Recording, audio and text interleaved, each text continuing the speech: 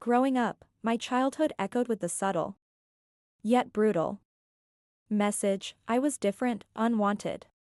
My siblings, on the other hand, were bathed in parental affection. This wasn't outright cruelty, but a chilling indifference. They provided the bare necessities. But affection, encouragement, and even simple acknowledgement were luxuries reserved for my brother and sister. I learned to be invisible, to shrink into the shadows.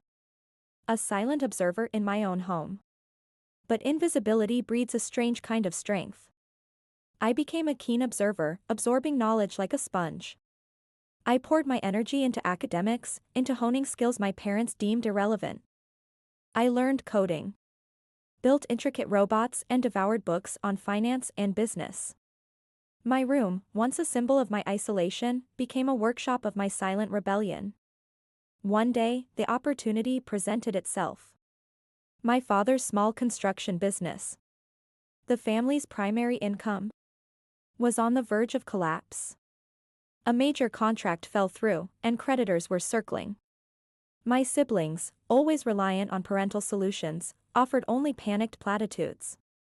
I, however, had been watching. I'd seen the inefficiencies, the outdated accounting, the lack of digital presence. Quietly, I presented my father with a detailed plan, a streamlined digital system, a revamped marketing strategy, and a renegotiated payment plan with suppliers. I even offered to build a website, showcasing their past projects. He scoffed, initially. "What do you know about business?" He sneered, but desperation gnawed at him. Reluctantly, he agreed to a trial run. Within weeks, the results were undeniable. The new website generated leads. The streamlined system cut costs. And the renegotiated payments bought them time. The business, once on the edge, began to thrive. My mother, initially dismissive, watched with astonishment. The same hands she'd once deemed clumsy were now the ones rescuing the family's livelihood. The same mind she'd ignored was now the source of their salvation. The change wasn't immediate, but it was profound. The dismissive glances softened, replaced by a flicker of respect. My siblings, used to being the center of attention, watched with a mix of envy and bewilderment. My father, a man of few words, finally looked at me. A genuine look of acknowledgement in his eyes. He didn't say, "I'm sorry," or "I was wrong." He simply said, "Thank you." It was enough. The respect I craved wasn't about power or dominance.